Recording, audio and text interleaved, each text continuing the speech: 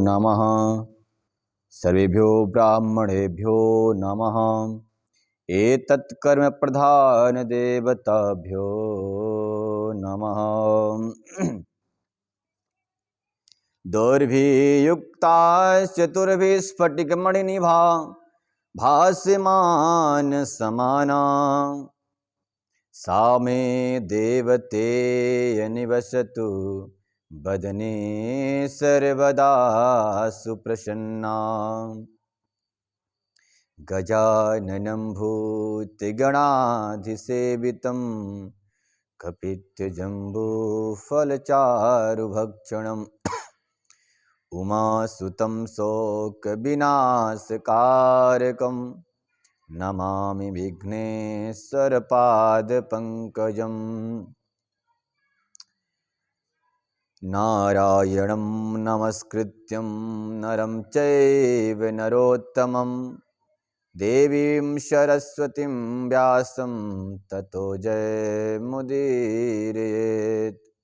यं प्रव्रजन्तमनुपेतमपेतकृत्यं द्वैपायनो विरहकातर्याजुहाव पुत्रेति तन्मयतया तर्वो विदेन्दुस्तं सर्वभूतहृदयं मुनिमानतोऽस्मि।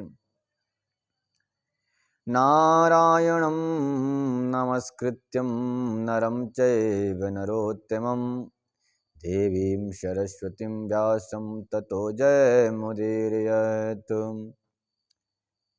नमः कमलनाभाय नमः कमलमालिने नमः कमलनेत्राय नमस्ते कमलांगाय। स्वान्तः प्रविश्य मम वाचमिमां प्रशोस्तां सञ्जीवयत्नखिलशक्तिधरा स्वधाम्नाम्। अन्यस्य हस्तचरण श्रवणात्वगादीन् प्राणन्नमो भगवते पुरुषाय तुभ्यं। वसुदेवसुतं देवं कंसचारूणमर्दनं देवकी परमानन्दं कृष्णं वन्दे जगद्गुरुं। कृष्णं वन्दे जगद्गुरुं। बोल द्वारकाधीश भगवान की जय। जय जय श्री राधे श्याम। कल आपने गीता जी के 18वां अध्याय का 46वां श्लोक पढ़ा। अब इससे आगे हम प्रारंभ करेंगे यहीं से, ठीक है। भगवान क्या कहते हैं हे अर्जुन? यतः प्रवृत्ति भूतानां येन सर्वमिदं ततं स्वकर्मणा तमाभ्यस्यर्यं सिद्धिं विन्दति मानवः। अपने अपने कर्म अपने अपने जन्म के अनुसार कर्म करने पर वह सिद्धि को प्राप्त कर लेता है। यानी कि ब्राह्मण है और निष्कृष्ट कर्म कर रहा तो सिद्धि को प्राप्त नहीं कर सकता है। ब्राह्मण शूद्र वाला काम न करे, शूद्र ब्राह्मण वाला काम न करे, ब्राह्मण क्षत्रिय वाला क्षत्रिय, मतलब अपने जन्म के अनुसार वो कर्म करता है तो सिद्धि प्राप्त कर लेता है। सिद्धि क्या है? उस कार्य से उस क्षेत्र में वो सिद्धि प्राप्त करता है। जैसे जिसका आप देखे होंगे अपने लौकिक जीवन में भी, जिसका जो काम है वही जब वो काम करता है तब सफलता प्राप्त करता है। उसका वो काम ऊपर जाता है, वो उसमें क्या है, विकसित हो जाता है उसमें। जैसे नाई जो बाल बनाने का काम करता है, वो ब्रांडेड नाई अपने क्षेत्र में वो ब्रांडेड होगा। ब्रांडेड मतलब सुपर मार्केटिंग होगी। अगर मान लीजिए कोई और वही काम करता है, वो उतना सक्सेसफुल उस क्षेत्र में नहीं होगा, क्योंकि प्रारब्ध ने यानी परमात्मा ने उसको इसी कार्य के लिए भेजा है। यानी बहुत सारे आजकल ब्राह्मण के वेश में भोगी बाबा घूम रहे हैं, पूजा पाठ सब कुछ कर रहे हैं, लेकिन एक ब्राह्मण जितना विद्वान होगा सब उतना विद्वान नहीं हो सकते। लोग कहते हैं जाति न पूछो साधु की, पूछ लीजिए ज्ञान। तो पूछ लीजिए ज्ञान।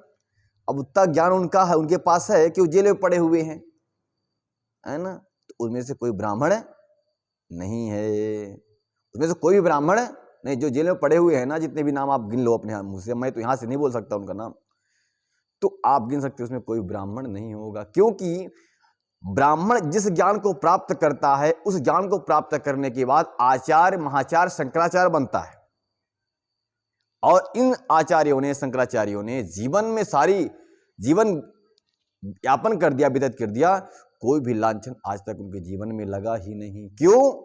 क्योंकि जन्म से ही उनका जन्म ही वेदों का पठन पाठन करने के लिए, वेदों को पढ़ाने के लिए, दान देने के लिए, दान कर लेने के लिए, इस 6 प्रकार के कर्म करने के लिए उनका जन्म ही हुआ है।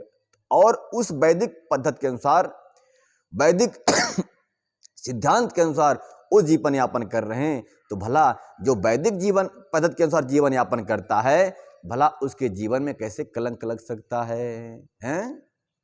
अगर जिसने भी वैदिक पद्धति से अपन जीवन यापन नहीं किया, या तो कलंक जीवन में लगेगा या तो अकाल मृत्यु मर जाएगा। वो सक्सेसफुल उसकी लाइफ नहीं हो सकती। लोग कहते हैं अरे क्या पुराने लोगों की बात है भगवान को मानना, पूजा पाठ करना, रीति रिवाज को मानना, लेकिन आज देख लो हाई कोर्ट सुप्रीम कोर्ट के सब जज परेशान हैं कि मैं किसका तलाक करूं, बस तलाक वाला मुद्दा लेके बैठे हूं, दूसरा और काम कुछ करूं।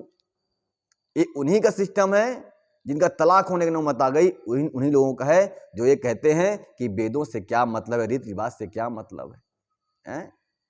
कहते हैं, कल बताया था आपको ना कि पहले विष पी लो तो बाद में अमृत बन जाएगा। लोग आते हैं मंदिरों में पूजा करने, महाराज बारात जा रहे हैं दूल्हे राजा के साथ में, तो पूजा करने के लिए बैठा, बोलते हैं टाइम नहीं है। अरे तो तू भाड़ में जाएगा, तू टाइम आज नहीं तो कल जाएगा, भाड़े में तो जाना ही है, आज नहीं जाएगा तो कल जाएगा। आज तेरे पास भगवान टाइम नहीं, भगवान के पास बैठने के लिए टाइम नहीं 5 मिनट के लिए, तो जिंदगी भर हाई कोर्ट सुप्रीम कोर्ट का रास्ता काटता रहेगा और बुढ़ा हो जाएगा, ना वो सक्सेसफुल ना तू सक्सेसफुल हो पाएगा, और यूं ही जीवन व्यतीत कर लेगा, बर्बाद हो जाएगा। कोई अभी आज बता देखिए, बिना वैदिक जीव, जैसे भगवान श्री कृष्ण गीता में कह रहे हैं कि अपने धर्म के अनुसार कर्म नहीं करता वह व्यक्ति जीवन में क्या प्राप्त कर लेता है। मान लीजिए मैं वैदिक परंपरा को छोड़कर मैं कुछ मिल ही जाए, मान लो बड़ी अच्छी मंजिल मिल जाए, घर मिल जाए, व्यापार मिल जाए, सब कुछ मिल जाए, लेकिन भगवान की प्रतिज्ञा है कि सक्सेस नहीं होगा। तो देख लो आज क्या चल रहा है, हर घर में महाभारत कलह चल रही है। पैसा तो खूब है लेकिन सुखी नहीं है, रोटी कम खाता है और टेबलेट ज्यादा खाता है। क्यों खाता है ऐसा? क्योंकि हमने अपने जीवन में वैदिक पद्धति को अपनाया ही नहीं। हमने तो बोले सब ऐसे ही, सब वो पुराने लोगों का है वो। तो पुराने लोग जितने सक्सेसफुल थे, जितने स्ट्रांग थे, जितने माइंडेड थे, आज के लोग हैं क्या? कोई नहीं है। पुराने लोग सोने की गहना पहनकर पूरे शरीर में और चले जाते थे। जब जानते थे कि यहाँ चोर मिलते हैं यहाँ पर, तो सोना उनके पास ही रहता था, लेकिन वो डकैत और चोर उनका छीन नहीं पाते थे, पता नहीं कहाँ छुपा लेते थे। आज अकाउंट से पैसा उड़ रहा है, इतने पढ़े हुए लोग हैं भाई, इतने सारे पढ़े लिखे लोग हैं कि अकाउंट से पैसा निकल गया, आप पुलिस को अब कंप्लेन करो, पैसा मिलेगा जाकर। तो ऐसे पढ़े हो तुम, ये पढ़ाई तो भाड़ में जाए तुम्हारी। माइंडेड लोग थे पहले के, पढ़े लिखे लोग पहले के थे, वैदिक परंपरा के साथ जीवन यापन करते हुए बड़े बड़े चोरों को धोखा देकर निकल जाते थे यूं ही। भगवान क्या कह रहे हैं कि अपने जन्म के अनुसार वैदिक परंपरा को मानते हुए जो कर्म करता है वो सिद्धि को प्राप्त कर लेता। सिद्धि क्या है? बोले इस बाकी सिद्धि तो छोड़ दे बेटा, इस जीवन की सिद्धि पहले कर ले। इस जीवन कैसे जिया जाता है इसकी सिद्धि पहले प्राप्त कर लो। लोग तो कोई 20 साल में, कोई 30 साल में, कोई 40 साल में, कोई 50 साल में मर रहे हैं, कोई 25 साल में, कोई 20 साल में है। कोई दुनियादारी चक्कर में, लड़की लड़के के चक्कर में मर रही है, लड़का लड़की के चक्कर में मर रहा, कोई फांसी लगा रहा, कोई आग लगा रहा, कोई कुछ भी कर रहा, और अब मृत्यु को प्राप्त हो रहे हैं। ये वही लोग हैं जो वैदिक परंपरा को नहीं मानते। आज बोलते हैं न्यू ईयर लग गया, आज उनको ये मालूम नहीं, बता रहा हूं ना, वही तो बात है कि वैदिक परंपरा को जानते ही नहीं। आज वो क्रिश्चियनों का न्यू ईयर है, हिंदुओं का नहीं है। जो अपने आप को क्रिश्चियन मानते हैं, हिंदू नहीं मानते, वही आज हैप्पी न्यू ईयर करते हैं। नहीं तो हमारे भारत की संस्कृति रही है कि हमारा हर काम भगवान के चरणों से शुरू होता है और भगवान के चरणों में ही समाप्त होता है। हमारा वर्ष चैत्र मास की उस गुड़ी पड़वा, जब से हम अपना कलश स्थापना करते हैं, सुबह सुबह गुड़ी बांधते हैं, गुड़ी पड़वा से हमारा नवरात्र शुरू होता है, नया साल शुरू होता है, और उसके एक दिन पहले हमारा साल खत्म होता है। ये बात इन चोरों को मालूम ही नहीं है, जो मोबाइल लिए हुए बैठे रहते हैं, जो यूट्यूब के माध्यम से देख रहे हैं। अपने कान के पर्दे को खोलकर सुन लो, तुम हिंदू नहीं हो सकते अगर 1 जनवरी को नया साल मनाते हो तो। तुम तो और तुम्हारे खून में तो ऑलरेडी मिलावट ही रहती है। जो हिंदू है वो हैप्पी न्यू ईयर 1 जनवरी को नहीं, बल्कि गुड़ी पड़वा के दिन सबके चरणों में, अपने बड़ों के चरणों की वंदना करते हुए हैप्पी न्यू ईयर का संबोधन करता है, संदेश देता है।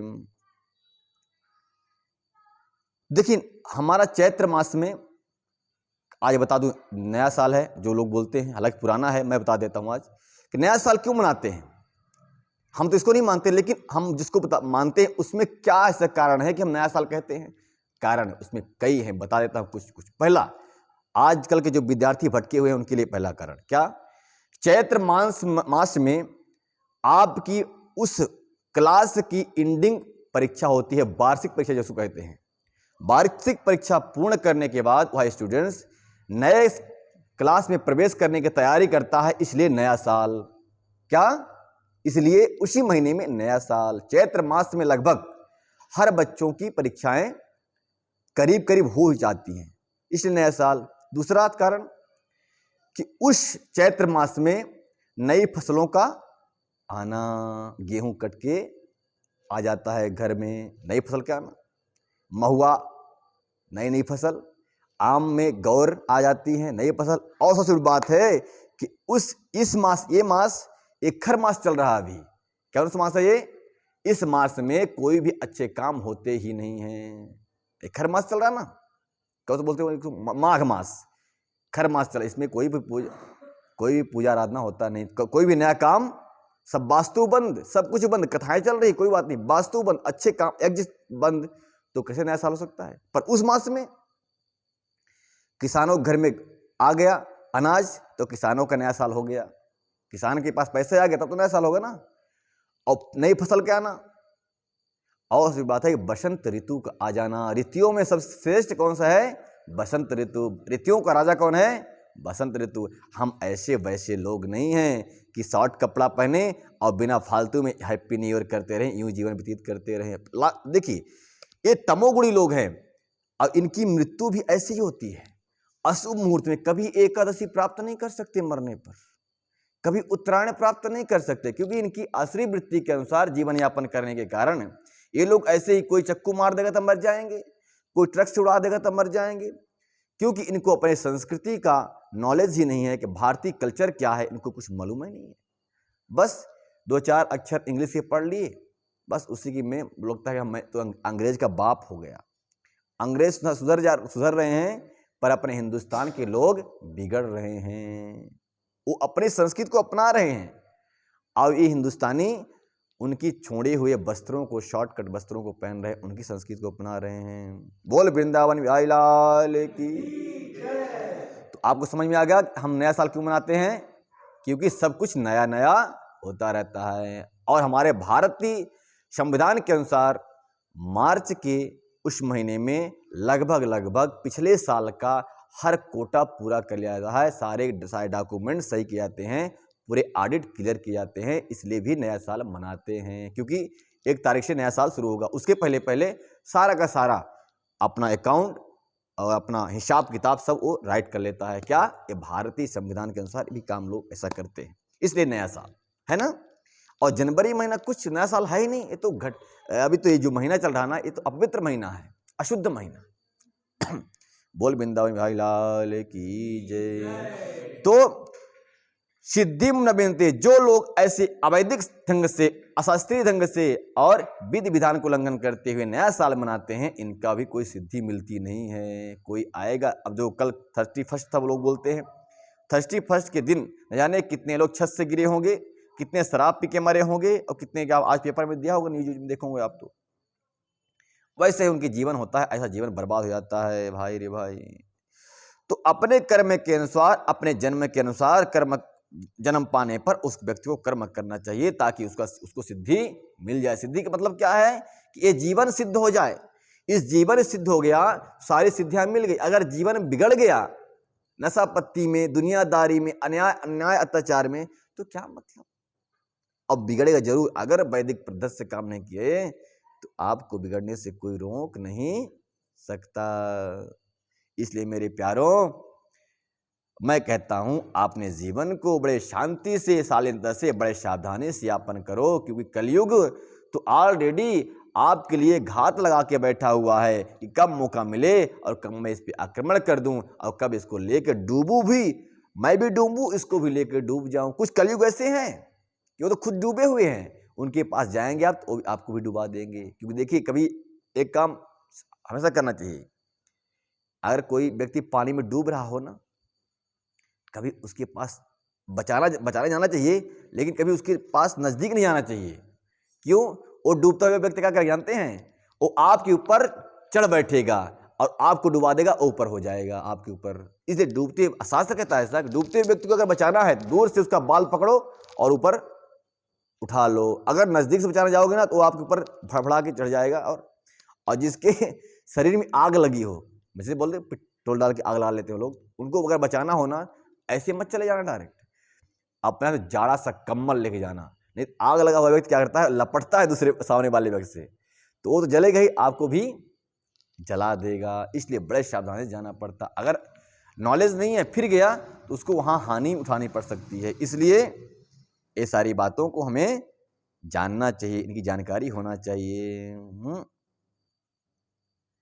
जो सभी प्राणियों का उद्गम स्थान है और सर्वव्यापी उस भगवान की उपासना करके मनुष्य अपना कर्म करते हुए पूर्णता को प्राप्त करता है।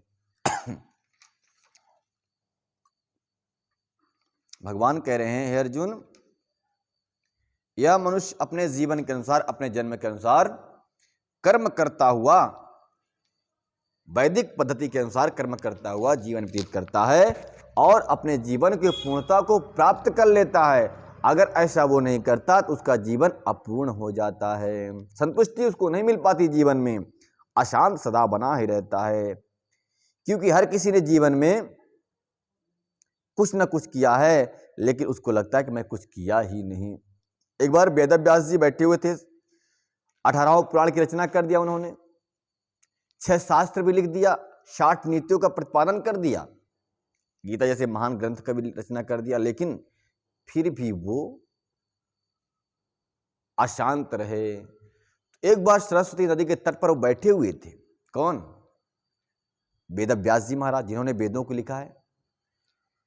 तो देवर्षि नारद आ पहुंचे और कहा, हे वेद व्यास जी, पाराशर्य महाभागा भवता कश्चिदात्मनः परितुष्टन्ति शारीरा आत्मा मानस एव वा। हे पाराशर जी, यानी पराशर जी के पुत्र पाराशर, पराशर जी के पुत्र का नाम था पाराशर। कहा, हे पाराशर जी बताओ, परितुष्टा शारीरा, आपका शरीर तो तुष्ट है ना, पुष्ट है ना, अच्छा है ना? तो पराशर जी ने कहा, वेद व्यास जी ने, हाँ प्रभु अच्छा है। तो बोला, फिर मन खिन्न क्यों है? मन आपका उदास क्यों है? बता दो मुझे। अच्छा, आत्मा में कोई ग्लानि तो नहीं है? मन में कोई चिंता तो नहीं है? शरीर में कोई रोग तो नहीं लग गया है? बोले, सब कुछ क्लियर है, कुछ नहीं हुआ, फिर उदास क्यों क्यों हो? तब नारद जी से, नारद जी कौन है? गुरु है। कौन है? आपकी समस्या का समाधान कौन कर सकता है? गुरु ही कर सकता है, दूसरा कोई नहीं कर। वो तो और पेट्रोल डाल देगा भाई, आग लगी हो तो जलते रहो। तो उन्होंने कहा, क्यों उदास हो? बोले, प्रभु मुझे मालूम ही नहीं कि मैं क्यों चिंतित हूं। सब कुछ तो कर दिया मैंने, घर बनवाया, बिल्डिंग बनवा दिया, सब कुछ करके बच्चे को भी स्टैंड कर दिया, सब कुछ कर दिया, लेकिन मन उदास है। नारद जी कहते हैं, पाराशर जी आपने सब कुछ किया लेकिन एक काम नहीं किया अभी तक। बोले, क्या? बोले, हरि का गुणगान नहीं किया, उसके बिना आपका जीवन अधूरा लग रहा है। आपने सब कुछ तो कर लिया, लेकिन इसके बिना आपका जीवन सच में अधूरा है। इसलिए आपका मन अभी कहता है कि मैंने कुछ किया ही नहीं। इसलिए आओ भगवान का भजन और नाम संकीर्तन करके इस जीवन को पूर्णता की ओर ले चलते हैं। अनमोल तेरा जीवन, अनमोल तेरा जीवन यूं ही गमा रहा है, इस ओर तेरी मंजिल उस ओर जा रहा है। अनमोल तेरा जीवन यूं ही गमा रहा है, इस ओर तेरी मंजिल उस ओर जा रहा है।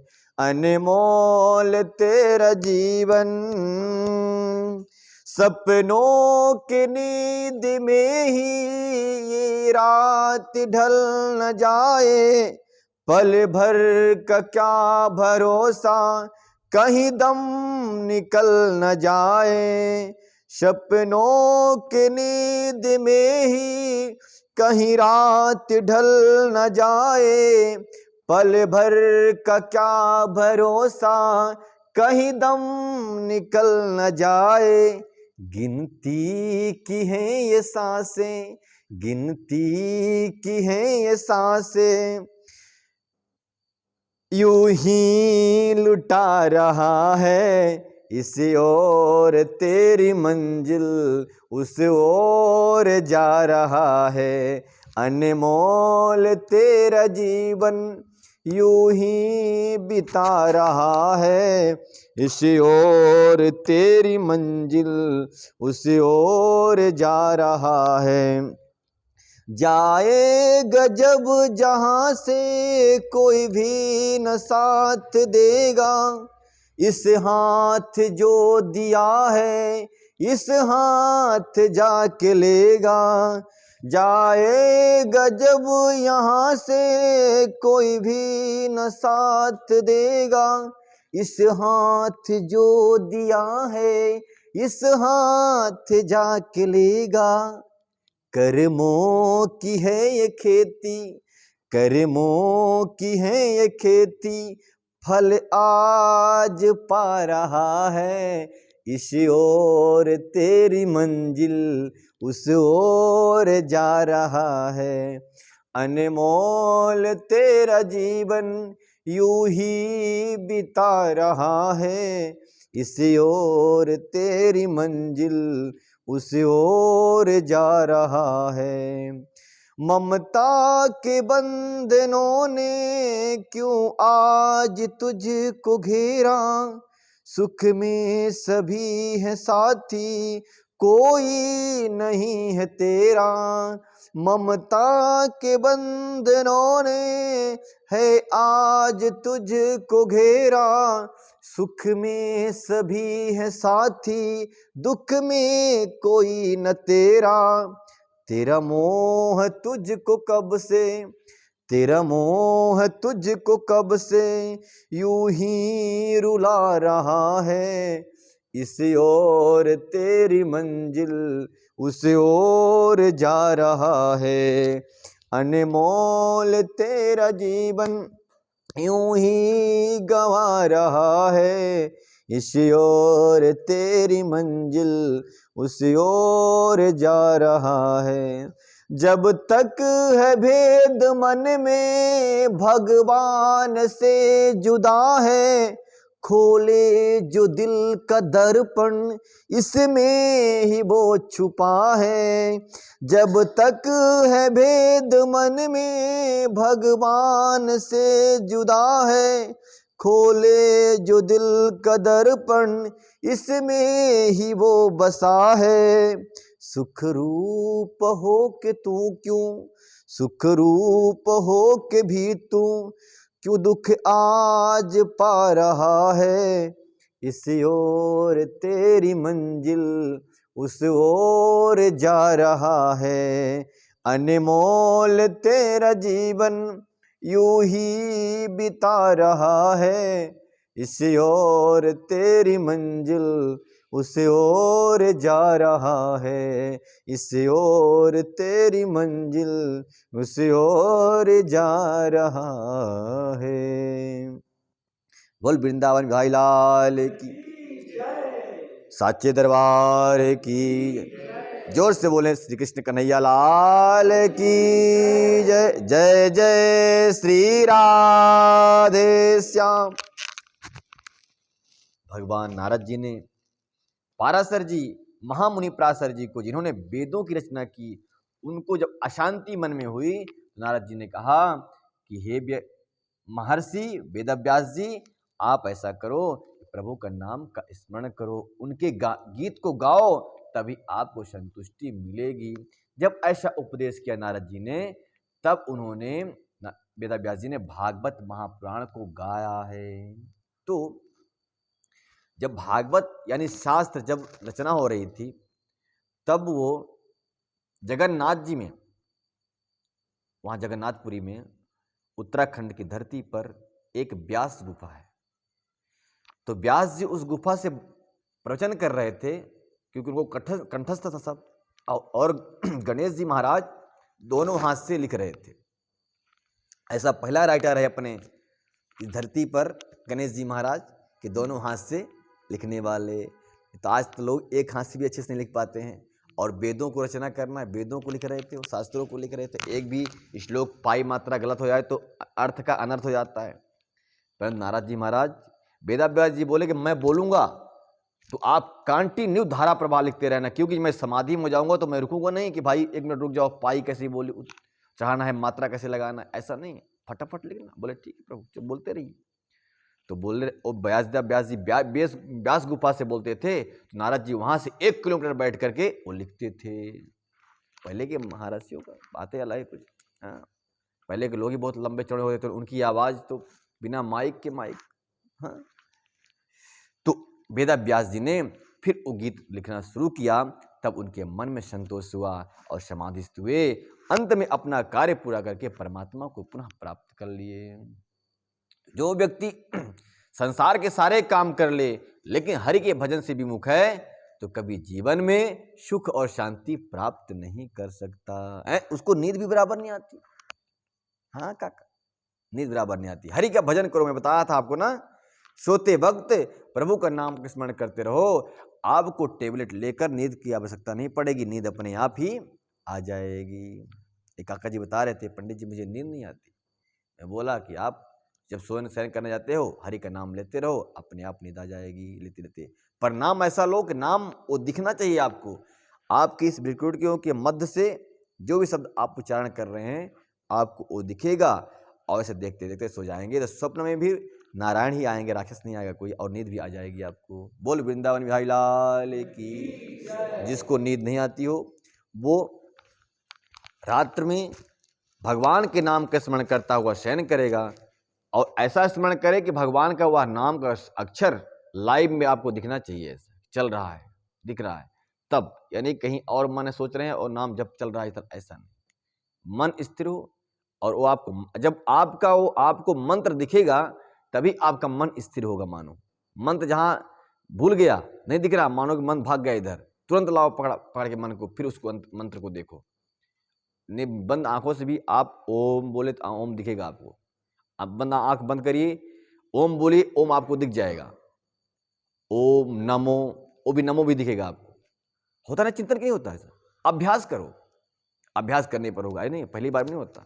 कोई पकड़ा दे, किसी गाड़ी ले चलाना है तुझे, ट्रेन चलाना है, पहली बार चलाएगा वो? नहीं, अभ्यास पहले तो नींद आएगी आपको। चिंता करने की बात नहीं है, आप ठाकुर जी के भक्त बन चुके हो। तो वेदव्यास जी को उपदेश किया नारद जी ने, और वेदव्यास जी की मन की शांति प्राप्त हो गई। अब चिंता कोई भी नहीं, अब असंतुष्टि उनको मन में नहीं लग रही है। श्रेयांस स्वधर्म विपुणा परधर्म स्वनुष्ठितात् स्वभाव नियतम कर्मा कुर्वन्नाप्नोति किम किल्मिषम। अब देखो, जो दूसरे के जाति वर्ण के अनुसार कम करता है, उसकी क्या बता रहे हैं भगवान। हे अर्जुन, अपने वृत्ति परक कार्यों को करना, चाहे वह कितना ही त्रुटिपूर्ण ढंग से क्यों ना किया गया हो। अपने वृत्ति परक यानी अपने जन्म के अनुसार कार्य करना चाहिए, चाहे वह कितना भी त्रुटिपूर्ण ढंग से क्यों ना किया जाए। ठीक है ना। अन्य किसी के कार्य को स्वीकार करने और अच्छी प्रकार करने की अपेक्षा अधिक श्रेष्ठ नहीं है। ना किया जाए, मतलब दूसरे कार्य को किसी भी प्रकार से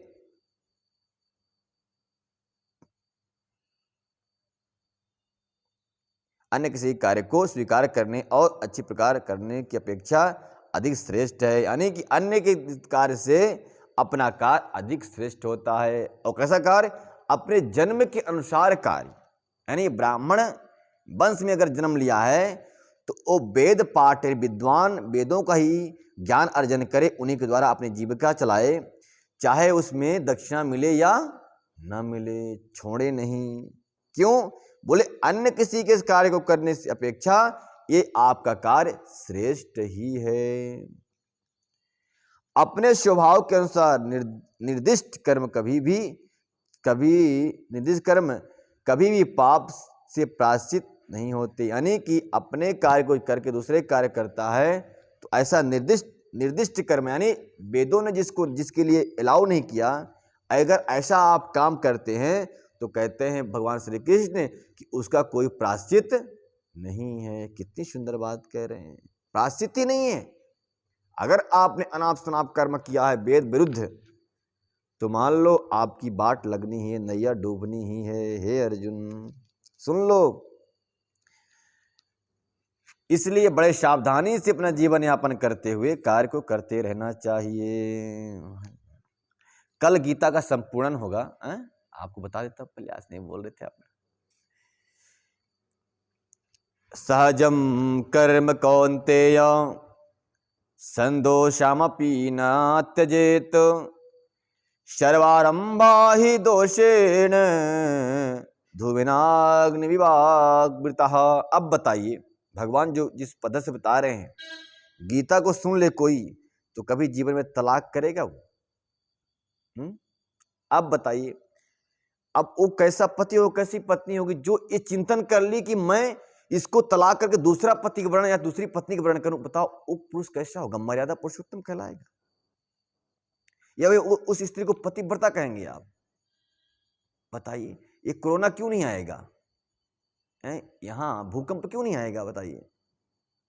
आप जब मर्यादा का पालन नहीं करेंगे तो प्रकृति क्यों मर्यादा का पालन करेगी? प्रकृति अगर, नदियां अगर बह रही हैं, वायु अगर चल रही तो आपके लिए चल रही है, हमारे लिए चल रही है। अगर सुबह सूर्य उदय होता है 6 बजे, किसके लिए होता है? हमारे लिए कि अपने लिए उदय होता है? वो तो कहीं भी रह सकता है। वो मर्यादा को नहीं तोड़ रहा है, हवाएं मर्यादा को नहीं तोड़ रही हैं, नदियां मर्यादा को उल्लंघन नहीं कर रही हैं, समुद्र अपनी मर्यादा में रह रहा है। पर इंसान इतना विचित्र हो गया, इतना अधम हो गया, इतना धूर्त हो गया कि हर मर्यादाओं को क्रॉस कर रहा है। ना इसकी नजर में दूसरे की बेटी, ना बहन, ना कुछ भी करने को तैयार। क्यों नहीं आएगा कोरोना? क्यों नहीं लगेगा लॉकडाउन? ऐसा होना चाहिए। अगर आप मर्यादा को तोड़ रहे हो तो ये मान लो कि प्रकृति मर्यादा तोड़ेगी और सामने वाला भी मर्यादा को तोड़ेगा। तो आपको कैसा लगेगा? जरा सोच लो कि जब हम करते हैं तो अच्छा लगता है, तो वो कहे तो भी अच्छा लगना चाहिए ना, तो मानना चाहिए। कहते हैं जिस पैर में फटी बिबाई नहीं, वो पीर पराई क्या जाने, है ना? तो जानो कि उसको भी तकलीफ होती होगी, उसको भी दर्द होता होगा। भगवान भी रोते होंगे कभी कि बारे मैं संतान या मनुष्य बनाया, मनुष्य तो कुत्ते पशु से भी बदतर हो गए हैं। अगर पशु कोई पछता करे चलता है, इंसान पछता करे तो नहीं चलता। फिर तो उसको प्रायश्चित करने के बाद भी उस पाप से मुक्ति उसको नहीं मिल सकती। इसलिए वैदिक परंपरा के अनुसार अपना पति, अपनी पत्नी, अपनी बहन, अपना भाई, अपनी माता और अपना पिता, ये हमारे कल्याण कारक है। इनसे छोड़कर किसी और का चिंतन करना ही पाप है। वैदिक भगवान श्री कृष्ण कह रहे हैं अपने धर्म के अनुसार, वैदिक पद्धति के अनुसार और दूसरा कोई काम नहीं करना चाहिए। वेद जिसके लिए करते हैं, कहते हैं वही कर्म करो। वेद जिसके लिए निषेध करते हैं और उस कर्म को नहीं करना चाहिए, मन से भी चिंतन नहीं करना चाहिए, क्योंकि आज नहीं तो कल आपको वो हानि पहुंचाएगा। अरे अगर मान लो उसको प्रमाण चाहिए तो देख ले दुनिया में आज जितने भी अधर्म अन्याय हो रहे हैं जहां जहां, वो सब वैदिक परंपरा का हनन करने वालों के साथ ही हो रहे हैं। आज तो 2 ही श्लोक हो, लगता है 3 ही श्लोक खत्म हो जाएगा, टाइम हो गया। आज का 3 ही श्लोक पिछला तो नहीं करना चाहिए। भगवान कह रहे हैं, अर्जुन ऐसा करने पर क्या होता है, प्रत्येक उद्योग प्रयास किसी न किसी द्वेष से आवृत होता है। प्रत्येक उद्योग और प्रयास यानी उद्योग मतलब कार्य, प्रोसेस, इसको इंग्लिश में कहते हैं प्रोसेस। प्रत्येक प्रोसेस उद्योग किसी न किसी दोष से आवृत होता है। जिस प्रकार अग्नि धुएं से आवृत हो रहती है, अतएव हे कुंती पुत्र अर्जुन, मनुष्य को चाहिए कि स्वभाव से उत्पन्न कर्म को भले ही वह दोषपूर्ण क्यों न हो, कभी त्यागना नहीं चाहिए, कभी त्यागे नहीं है। स्वभाव से उत्पन्न, जिस माता पिता, सगे संबंधियों, वैदिक परंपरा के अनुसार, विद्वानों के अनुसार जो पद्धति बनाई गई है, उस पद्धति को कभी त्यागना, उस कार्य को कभी त्यागना नहीं चाहिए। त्याग दिया तो फिर क्या होगा, देखो उधर फिर जैसे धोबी घाट पे क्या होता है, कपड़ों को धोबी कैसे धोता है, पहले उसको डुबाएगा, खोलते हुए पानी डाल देगा। अब मानो कपड़ा नहीं, इंसान है, ठीक है, जिसने पाप किया है, जिसने जितना दाग लगा है जीवन में उतने दाग उतने उसको व्यवस्था होगी वहाँ। अगर मान लो कपड़ा स्वच्छ है, साफ है, तो कोई बात नहीं, एक पानी डाला, धुल गया, निकाल दिया, चला गया, फिर फ्रेश होने के लिए फ्रेश होकर फिर आ जाएगा, पहन लेगा आदमी। जितने दाग लगे होंगे जीवन में उतने, तो फिर गर्म पानी में, खोलते हुए पानी में, फिर केमिकल से, फिर नील में, फिर साबुन से रगड़ाई होगी उसकी लगा के, खर्रा वर्रा लगा कर, फिर न छूटा तो वो मोगरा निकालेगा मोटा वाला, फिर फाट फाट फाट बेचारा फट जाता है बेचारा, पर जब तक छूटेगा नहीं तब तक पिटता रहेगा बेचारा। नरक में कई 84 लाख योनियों में भटक रहे हैं बेचारे। राम राम राम, यही भोगने के लिए मनुष्य तन मिला है? नहीं नहीं नहीं, ये नरक में दुख प्राप्त करने के लिए मनुष्य जीवन नहीं मिला। मनुष्य जीवन तो भागवत प्राप्ति के लिए मिला है। इस जीवन में जो हमको मिल रहा है ना, जिस विषयों का चिंतन करते हैं हम इस जीवन, मनुष्य जीवन में, वो तो कुत्ते बिल्ली सुअर बनने के बाद भी सब मिल सकता है। यानी भोजन पानी सब मिल ही सकता है ना, पति पत्नी भी मिल सकते हैं, लेकिन इस मनुष्य जीवन में आकर के सब कुछ प्राप्त होने के बाद भी परमात्मा को प्राप्त कर लेना चाहिए, यही मुख्य उद्देश्य है। बोल वृंदावन भाई लाल की जय।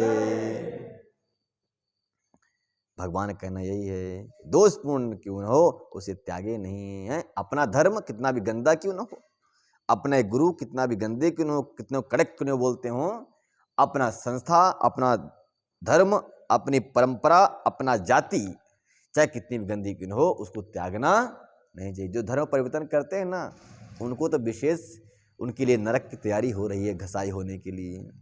धर्म परिवर्तन कभी नहीं करना चाहिए। वैसे भी सब भारत जिस देश में, यानी अन्य देश में भी जो लोग हैं सब हिंदू ही थे, अब परिवर्तन कर लिया तब क्या हुआ, उनकी दुर्गति भी चालू है ही, उनको शांति नहीं वहां भी। असक्त बुद्धि सर्वत्र जितात्मा विगता स्पृहा नैष्कर्म्य सिद्ध्यम परमम संन्यासेनाधिगच्छति। हे अर्जुन, अशक्त बुद्धि सर्वत्र मतलब जिसकी बुद्धि अशक्त है, किसमें, विषयों में या अन्य चीजों में, तो वह जितात्मा न स्पृहा, वह आत्मा को जीत नहीं सकता। आत्मा का जीतने का मतलब जिसने भी आत्मा को जीत लिया वो सारे संसार को जीत गए, परमात्मा को भी जीत लेता है। देखिए, भगवान को प्राप्त करना बड़ी कठिन बात नहीं है, परंतु कठिन क्या है, बोले इस मन को जीतना कठिन है। हम समाधि लगा के बैठते हैं, पंडित जी प्रसाद दे दो, अब प्रसाद देने के चक्कर में फिर खुल गई समाधि, तो क्या हुआ, ये मन उस समाधि से परमात्मा की ओर कहाँ जाना रहा था, अब खुल गई समाधि, माया की ओर आ गया। तो परमात्मा को प्राप्त करना बहुत सरल है, लेकिन मन को जीतना बड़ा कठिन है। इसलिए मन को पहले जीतो, परमात्मा अपने आप प्राप्त हो जाएंगे। मीराबाई, सखूबाई, देनाबाई, कबीरदास, रैदास, इन्होंने क्या किया था, इन्होंने मन को जीत लिया था, मन को कंट्रोल कर लिया था। तो असक्त बुद्धि सर्वत्र, हे अर्जुन, जो आत्मसंयमी, आत्मा का संयम करने वाला है, आत्मसंयमी तथा अनशक्त है, एवं जो समस्त भौतिक भोगों की परवाह नहीं करता, वह संन्यास के अभ्यास द्वारा कर्म फल से मुक्ति की सर्वोच्च सिद्धि अवस्था प्राप्त कर लेता है। कौन? जो कर्म करता हुआ आत्म संयम करता है। मतलब कि आत्म संयम का मतलब है कोई उससे किसी से मतलब ही नहीं। घर में खाना बन रहा कि नहीं बन रहा, कौन आ रहा कौन जा रहा, सच में भक्त का इस लक्षण होता चाहिए। कौन आ रहा कौन, क्योंकि जितना इसमें बंधेंगे उतना ही मन आपका भटकेगा। उन्होंने एक मिनट बात करो किसी से तो 10 मिनट उसकी याद बनी रहती है? तो मन को जीतने, क्योंकि यह ब्रह्म विद्या है। जब तक ब्रह्म का ज्ञान ना करा दे आपको, तो ब्रह्म विद्या कहेगा। भगवान श्री कृष्ण उपदेश कर रहे हैं अर्जुन को और कह रहे हैं ब्रह्म विद्या है। ब्रह्म विद्या का मतलब है ब्रह्म साक्षात्कार कराना। अब आप लोगों ने इतने कथा सुन रहे हैं तो निश्चित रूप से आपको कुछ संसार की माया से, माया और परमात्मा दोनों का दर्शन अभी होने लगा होगा। थोड़ा थोड़ा झलक तो मिल ही रही होगी कि परमात्मा क्या है, संसार क्या। और मन का आपका भाव भी कुछ अलग बिलग होने लगा होगा, क्योंकि इतने दिव्य भगवान की कथाएं कितने सुंदर हैं। तो आत्म संयम तथा अनासक्त जो है एवं जो समस्त भौतिक भोगों की परवाह किए बिना रहता है, वह संन्यास के अभ्यास द्वारा कर्म फल से मुक्ति की सर्वोच्च सिद्धि अवस्था को प्राप्त कर लेता है। कौन? जो आत्म संयम करता है, मन को कंट्रोल कर लेता है और संन्यास द्वारा, संन्यास का मतलब क्या है? संसारिक वस्तुओं का त्याग। संन्यास द्वारा उस मुक्ति की सर्वोच्च सिद्धि को, सर्वोच्च शिखर को वह प्राप्त कर लेता है। कौन?